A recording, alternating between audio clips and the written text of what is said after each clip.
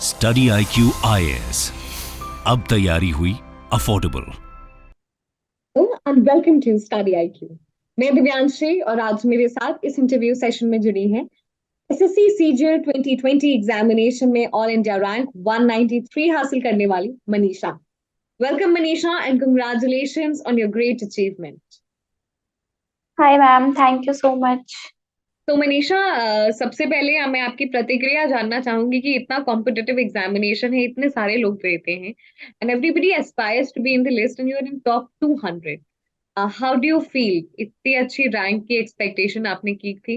नहीं किया था मैंने एक्चुअली। मेरे को आ, मतलब first when I saw my name in the results, मेरे को मैं उस प्रोसेस ही नहीं कर पाई। तो मेरे को थोड़ा टाइम लगा कि हाँ, ये मैं ही हूँ कंफर्म करने के लिए। तो जब मैं ही थी तो मेरे को फिर काफी खुशी हुई। फिर मैंने अपने पेरेंट्स के साथ इसे शेयर किया। काफी इमोशनल मोमेंट भी था। They are feeling very proud on me. Manisha, I am sure they must be very proud of you. थोड़ा सा अपने बारे में बताएं, अपना एजुकेशनल बैकग्राउंड, आप कहाँ से बिलोंग करते हैं? मेरा नाम मनीषा वर्मा है और मैं देवरिया से हूँ। देवरिया यूपी, गोरखपुर के पास में है ये। और मैं एक लोअर मिडिल क्लास फैमिली से बिलोंग करती हूँ। मेरे फादर एक बिजनेसमैन है और मदर हाउस वाइफ है। और मेरे दो छोटे भाई हैं। मैं सबसे एल्डेस्ट डॉटर हूँ, ओनली डॉटर। और मैंने ट्वेल्थ तक सीबीएसई बोर्ड से पढ़ा है अपने होम टाउन में ही। उसके बाद फिर मैंने ग्रेजुएशन किया है बॉटनी ऑनर्स में फ्रॉम बनारस हिंदू यूनिवर्सिटी। उसके बाद कुछ फैमिली में फाइनेंशियल क्राइसिस की वजह से और बीइंग द एल्डेस्ट डॉटर, मेरे को एक मोरल रिस्पॉन्सिबिलिटी, एक अनसेट प्रेशर मैं फील करने लग गई थी। तो इस वजह से फिर मैंने डिसाइड किया कि मेरे को अब जॉब लेनी है, आगे फर्दर अपनी स्टडीज परस्यू नहीं करना है। फिर मैं इधर आ गई गवर्नमेंट एसएससी के। एसएससी और बैंकिंग ये सब चीज़ें मैंने एक्सप्लोर करनी शुरू स्टार्ट कर दी थी। फिर मैं तब से प्रिपेयर कर रही हूँ फ्रॉम 2016। फिर 2 साल तो मतलब मैं प्रॉपर गाइडेंस नहीं होने की वजह से मेरे 2 साल ऐसे ही चले गए थे। मतलब एक डिसीजन नहीं ले पा रही थी मैं कि मेरे को बैंकिंग करना है या एसएससी करना है, क्योंकि मेरा जो इंटरेस्ट था वो तो एसएससी में ही था। लेकिन रिक्रूटमेंट प्रोसेस काफी लंबा होता था इसका, और रिजल्ट्स भी काफी टाइम टाइम के बाद आता था। तो फिर थोड़ा मैं फ्रस्ट्रेट होकर के फिर मैं इंक्लाइंड हो गई बैंकिंग की तरफ। बैंकिंग को भी मैंने ट्राई किया, लेकिन उसकी फिर जॉब प्रोफाइल वगैरह और ये सब चीजें देख करके मेरे को लगा कि ये जॉब मुझसे नहीं होगा, क्योंकि I seek for some power, authority and respectful job. तो इसके लिए आई आई आई थॉट कि एसएससी में ही मैं कुछ अचीव करना चाहती हूँ, कोई ऐसी पोस्ट जिसमें पावर हो, पोजीशन हो, रेस्पेक्ट हो। सो फाइनली अभी 2016 से तो खैर इतनी रिलीजियसली मैंने प्रिपरेशन मैंने स्टार्ट किया, जो कि बहुत ही मतलब डेडिकेटेडली वो मैंने स्टार्ट किया था 2018 से। और सीजीएल 2020 में मेरा फिर फाइनली सिलेक्शन हुआ है, जिसका रिजल्ट अभी आया है। ये जो मेरा सिलेक्शन हुआ है, ये सीएनएजी डिपार्टमेंट में असिस्टेंट ऑडिट ऑफिसर के पोस्ट पे सिलेक्शन हुआ है, जो कि एक ग्रेड बी गेजेटेड पोस्ट है मैम। सो मनीषा, आपने कहा कि 2 साल आपका without guidance, I mean guidance ना होने के कारण वेस्ट हो गया। तो ये जो गाइडेंस की यस, गैप थी, how did you fulfil it? वो कैसे आया? How was that transformation in your case? I kept on trying and analysing myself. I उस टाइम पे मैं खुद को ही एक्सप्लोर कर रही थी।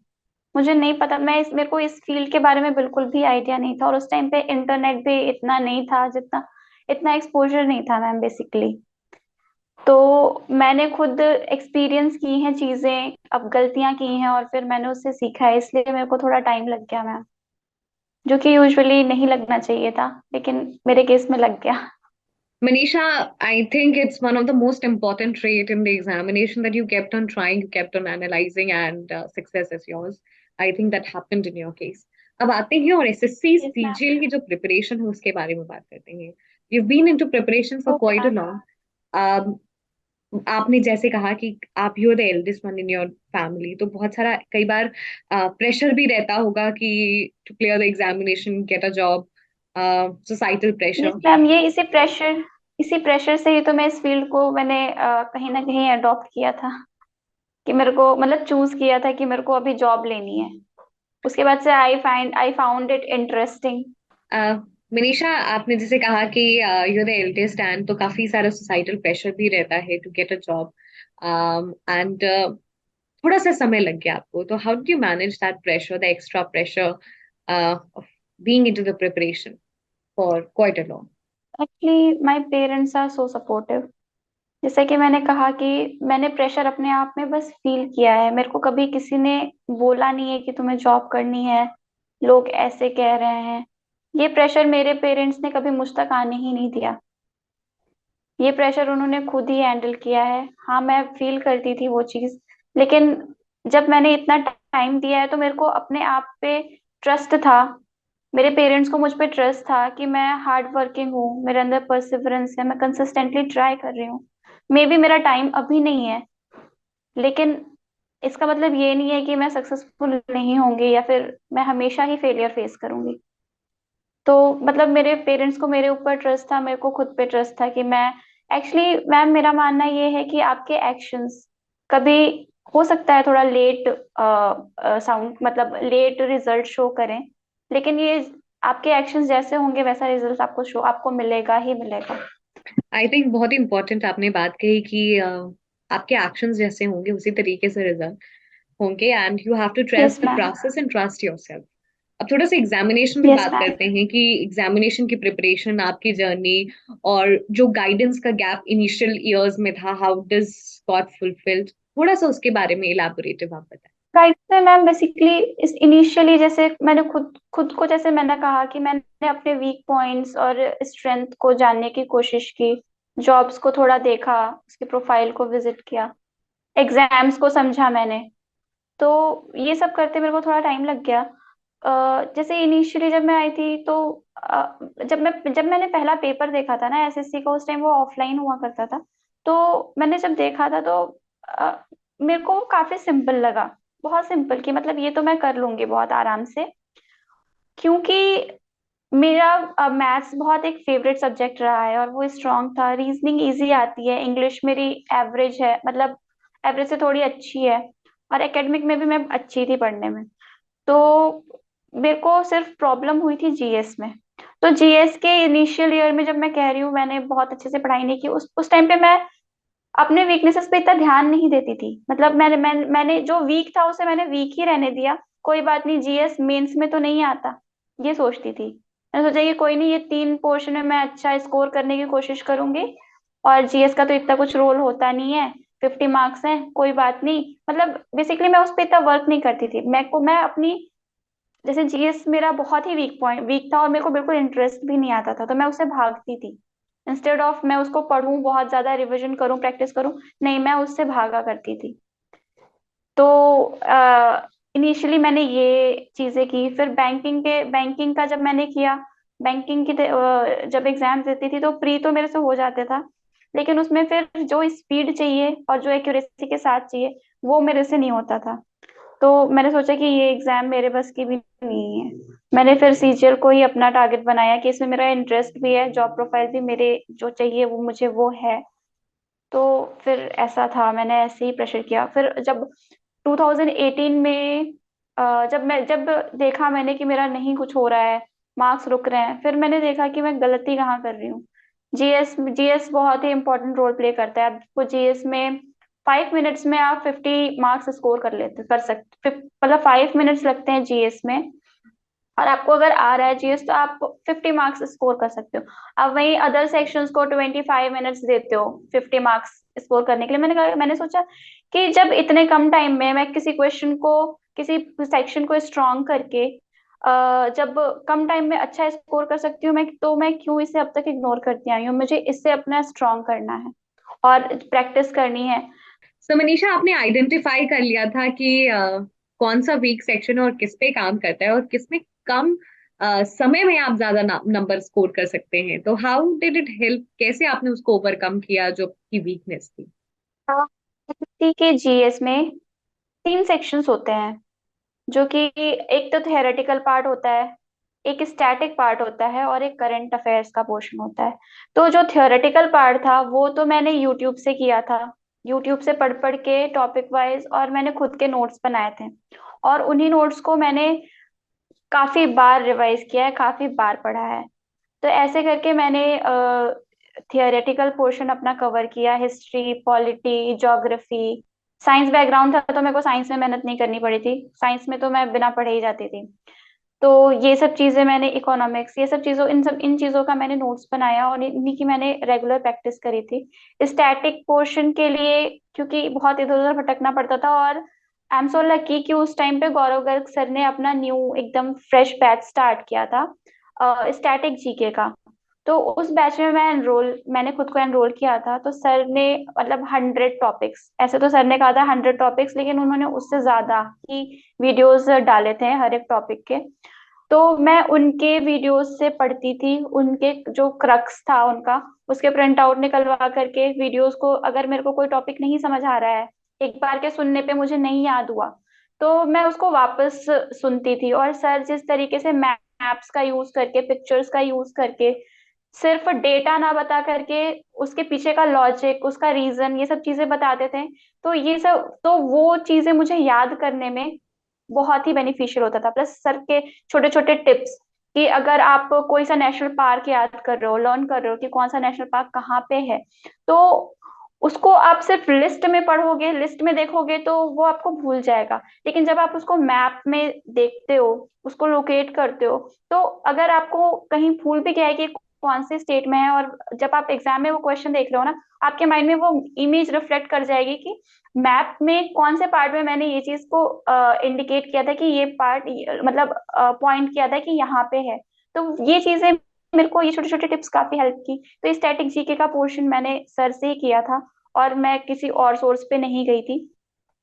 उसके बाद फिर करंट अफेयर्स मेरा मतलब, करंट अफेयर्स भी मतलब उस इनिशियली तो सर को मैं काफी टाइम से फॉलो करती आई थी, तो मतलब करंट अफेयर्स के लिए इनिशियली तो सर के वीडियोस आते थे यूट्यूब पे। उस टाइम पे फ्री में आते थे, अभी तो पेड है। तो फ्री वीडियोस में रात में हमेशा सोने से पहले सुन के सोती थी, सोने से पहले सुन के सोती थी, जब सुबह सो के उठती थी तो मैं सबसे पहले यही सुनती थी। उसके बाद से सर का पेड हो गया, तो मैंने पेड लिया था 1 साल के लिए। तो जैसे क्या है ना, करंट अफेयर में पढ़ती हूँ तो मेरे को बहुत नींद आती है, मेरे को कोई इंटरेस्ट नहीं आता पढ़ने में, ये मेरे लिए बहुत ही बोरिंग होता था। तो सर की आवाज में जो एनर्जी थी ना, मैं उसको कान में लगा करके हमेशा सुनती रहती थी, कि मैं आफ्टर डिनर वॉक कर रही हूँ तो मैं करंट अफेयर सुन रही हूँ। 15 मिनट्स का वीडियो होता था डेली करंट अफेयर का। और सर उसमें अगर कोई एक स्टेट बता रहा है ना, तो उससे रिलेटेड हर एक चीज, जो भी चीजें हैं उसको रिपीटेडली बताते थे। मतलब आज भी बताया तो कल के वीडियो में भी वो चीज बताएंगे, फिर परसों के वीडियोस में बताएंगे। तो वो रिपीटेडली सुन सुन के मेरे को चीजें याद रहने लग गई थी, मतलब मैं वो चीज मैं रिटेन करने लग गई थी, क्योंकि पढ़ना मेरे को बहुत बोरिंग लगता था करंट अफेयर। तो मैं रोटी बना रही हूँ तो मैं सुन रही हूँ, मैं खाना खाने के बाद वॉक कर रही हूँ मैं तो सुन रही हूँ, मैं कभी भी जब मैं पढ़ नहीं रही हूँ, कभी खाली बैठी हूँ, ये फोन यूज कर रही हूँ, तो मैं कान में हेडफोन लगा करके और ये करंट अफेयर्स के वीडियो सुनती थी। तो रिपीटेडली एक ही चीज को सुनते सुनते सुनते सुनते वो चीज मेरे माइंड में रिटेन रह जाती थी। तो एक आइडिया, मतलब एग्जाम में उसको मेरे को काफी हेल्प मिली थी। मेरे को याद है जब मैं बिना जीएस पढ़े एग्जाम्स दिया करती थी, तो मेरे को 5-6 मार्क्स मिलते थे, वो भी साइंस के बेसिस पे, और तो सारे क्वेश्चंस मेरे गलत ही हो जाते थे, तुक्के जो भी मैं लगाऊं। लेकिन ये सब सर को फॉलो करने के बाद से I have scored 34 marks out of 50, जिसमें मेरा सिलेक्शन हुआ है उसमें। तो उस ईयर मैंने जितने भी एग्जाम्स दिए, मतलब मेरा जो वीकेस्ट सेक्शन था वो मेरी स्ट्रेंथ में कन्वर्ट हुई है बहुत ज्यादा। और प्लस सर ने सिर्फ ऐसा नहीं है कि जीएस में ही मेरे को गाइड किया है, इन्होंने मेरे को बहुत ज्यादा गाइड किया है। जो आप ये प्रेशर कह रहे हो ना, प्रेशर हैंडल करने के लिए, प्लस खुद को डिसिप्लिन रखने के लिए, खुद के अंदर एक इम्प्रूवमेंट जो हुई है ना, वो सर की वजह से हुई है। सर की एक बुक है सफलता की राह, सर ने रिलीज की थी, तो वो बुक मैंने पढ़, सर की जो बुक है सफलता की राह, उसे मतलब मैंने पढ़ा था। तो मेरे को काफी चीजें, खुद के अंदर की गलतियां और ज्यादा दिखी, जो कह रही हूँ ना मैं, गाइडेंस की कमी, सर के बुक से मेरे को बहुत गाइडेंस मिली है मैम। सर ने मेरे को बहुत गाइड किया है उनकी बुक से। मतलब मैं बुक पढ़ती थी लेकिन मेरे को ऐसा लगता था सर मेरे को खुद बोल रहे हैं वो चीज करने के लिए। मतलब वो इतना टचिंग, मतलब ऐसा लग रहा था कि sir knows how I feel और वो बुक के फॉर्म में मेरे को आंसर कर रहे हैं वो चीज। तो आ, बहुत ज्यादा कॉन्फिडेंस बूस्ट अप करने में, बीइंग अ गर्ल कैसे खुद के लिए स्टैंड लेना है, कैसे सोसाइटी में अपनी प्लेस बनानी है, ये सारी चीजों का सर ने बहुत बहुत रोल प्ले किया है मैम। तो सर सिर्फ मेरे टीचर ही नहीं, वो मेरे मेंटोर भी हैं और मैं उनके लिए बहुत ही, मतलब I am so lucky to have him. Manisha, clearly जैसे आप अपनी जर्नी से बता रहे थे कि जो वीकनेस थी वो स्ट्रेंथ में बदली, and the entire credit goes to Gaurav Garg sir कि उन्होंने कितने his influence in your preparation has made you here. So congratulations, and even Gaurav sir is very proud of your achievement, and even the entire team is. Yes ma'am.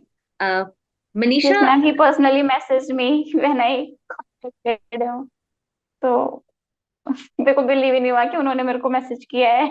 Manisha, revision का बहुत important खेल है, और revision plus practice, तो how did you manage it, how did you balance it, ये कैसे अपने preparation में आप लेकर आए? मैम पहले तो कॉन्सेप्ट बिल्डिंग पे फोकस करना होता है। कॉन्सेप्ट बिल्डिंग एक बार फोकस हो गया तो फिर एग्जाम के पैटर्न को समझना होता है।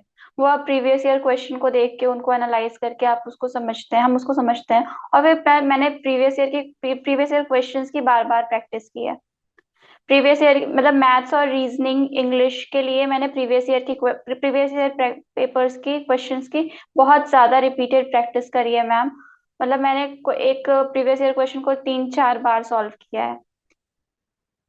तो मैं उसमें अपने वीक पॉइंट्स जो भी होते थे मैं उन्हें अलग से लिख लिया करती थी, और मैं जब भी नेक्स्ट टाइम उसको मतलब नेक्स्ट क्वेश्चंस जब मैं करने लग जा रही हूँ, जैसे आज मैंने 100 क्वेश्चंस किया, तो मैं आगे जब 101 से 200 क्वेश्चन करने जा रही हूँ तो मैं पहले कल मैंने जो जो गलतियां की थी जिन जिन क्वेश्चंस को उनको एक बार उनसे एक बार गो थ्रू होती थी। उसके बाद फिर मैं 100 to 200 क्वेश्चन करके फिर उसमें से जो जो टाइम टेकिंग क्वेश्चन होता था या जो जिसमें मैंने सिली मिस्टेक कर दिया, इन सब चीजों को पॉइंट आउट करके उस पर वर्क करके फिर ऐसे करके धीरे धीरे मैंने प्रैक्टिस पे ज्यादा फोकस किया है।